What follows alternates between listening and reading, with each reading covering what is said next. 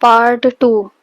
सुप्रिया और रघुवीर के लिप्स एक दूसरे के बहुत करीब आ जाते हैं और रघुवीर सुप्रिया को किस करने लगता है और सुप्रिया भी साथ देती है। दोनों एक दूसरे में खो जाते हैं। सुप्रिया को रघुवीर प्यार से अपनी ओर खींच लेता है और दोनों एक दूसरे को किस करते रहते हैं। तभी अचानक बस रुक जाती है और रघुवीर दूर हो जाता है। अब दोनों एक दूसरे को देखने लगते हैं। रघुवीर कहता है, सॉरी वो सुप्रिया, पता नहीं क्या हुआ। रघुवीर डरने लगता है, पर सुप्रिया रघुवीर के बोलने से पहले ही रघुवीर के लिप्स पर अपनी उंगली रख देती है और कहती है, जो हुआ अच्छा हुआ, मुझे अच्छा लगा। बस फिर से चलने लगती है। सुप्रिया रघुवीर से कहती है, मैं तुमसे बहुत प्यार करती हूँ रघुवीर, काफ़ी टाइम से। रघुवीर भी सुप्रिया को पसंद करता था। रघुवीर भी कहता है, मैं भी बहुत प्यार करता हूँ सुप्रिया, पर हमारी दोस्ती खराब ना हो इसलिए कभी कहा नहीं। फिर दोनों गले लग जाते हैं। दोस्ती प्यार में बदल जाती है। दोनों बातें करने लगते हैं। कब और कैसे दोनों को प्यार हुआ यह बताने लगते हैं। तभी एक होटल के पास बस रुकती है और सब अपना सामान लेकर होटल में जाते हैं अपने अपने रूम लेने के लिए। सुप्रिया और रघुवीर भी होटल में जाते हैं। तब सुप्रिया रघुवीर से कहती है, एक रूम ले लेना, मुझे तुम्हारे साथ रहना है। रघुवीर कहता है, ठीक है। रघुवीर एक ही रूम लेता है। लंबा सफ़र था तो रात को सभी होटल में ही रुकते हैं। सुप्रिया और रघुवीर अपना अपना सामान लेकर रूम में चले जाते हैं।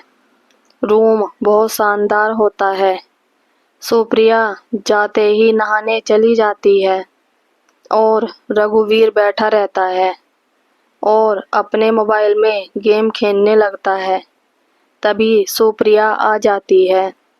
रघुवीर सुप्रिया को देखते ही रह जाता है। सुप्रिया रघुवीर के पास आ जाती है और कहती है, क्या हुआ? तो रघुवीर कहता है, तुम बहुत सुंदर दिख रही हो। सुप्रिया शर्माते हुए कहती है, मैं तो सुंदर ही हूँ, जाओ नहा लो। और फिर रघुवीर नहाने चला जाता है। रघुवीर नहाकर बाहर निकलता है और वो टॉवल में ही बाहर आ जाता है। रघुवीर भूल गया कि सुप्रिया भी उसके साथ है। सुप्रिया रघुवीर को देखने लगती है और रघुवीर के पास आ जाती है और रघुवीर को गले लगा लेती है। रघुवीर भी सुप्रिया को गले लगा लेता है। दोनों एक दूसरे को किस करने लगते हैं।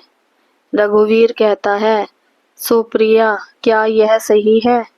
सुप्रिया कहती है, जो भी हो रहा है सब सही हो रहा है रघुवीर। आज तुम मुझे अपना बना लो। बहुत दिनों के बाद मुझे मेरा प्यार मिला है। इतना सुनते ही रघुवीर सुप्रिया को गोदी में उठा लेता है और बेड पर लिटा देता है। दोनों प्यार करने लगते हैं और दोनों सब कुछ भूल जाते हैं। रघुवीर सुप्रिया को किस करने लगता है। सुप्रिया को बहुत अच्छा लगता है। सुप्रिया रघुवीर को अपने ऊपर खींच लेती है और दोनों किस करने लगते हैं और सब कुछ भूलकर प्यार करने लगते हैं। फिर दोनों सो जाते हैं। सुबह हो जाती है और सुप्रिया उठकर अपने कपड़े पहनने लगती है और फिर रघुवीर को भी उठा देती है।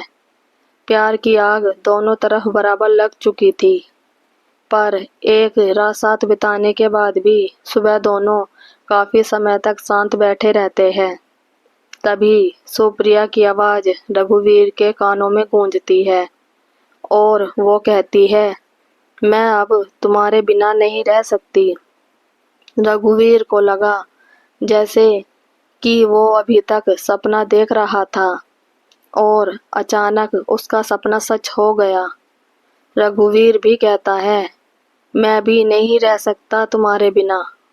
दोनों एक साथ रहने का फैसला करते हैं और अपने मम्मी पापा से शादी की बात करने के लिए कहते हैं।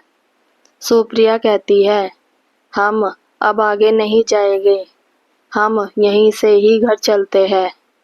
अब दोनों एक दूसरे के बिना एक पल भी नहीं रह सकते थे और वे दोनों दूसरी गाड़ी बुक करके अपने अपने घर चले जाते हैं। घर जाते ही दोनों अपने मम्मी पापा से बात करते हैं। दोनों की फैमिली एक दूसरे को जानती है तो मना भी नहीं करती। तभी सुप्रिया का कॉल आता है और रघुवीर भी सुप्रिया को कॉल करने वाला था। सुप्रिया, हेलो रघुवीर। हेलो सुप्रिया, मैं अब तुझे कॉल करने वाला ही था। सुप्रिया, चल झूठे। रघुवीर, नहीं सच्ची। सुप्रिया, छोड़ ये सब, मेरे मम्मी पापा ने हम दोनों की शादी के लिए हाँ कह दी है। रघुवीर, मेरे भी मम्मी पापा मान गए और शाम को अपने मम्मी पापा के साथ तुम्हारे घर आ रहा हूँ। सुप्रिया, जल्दी आना, मैं इंतजार करूँगी।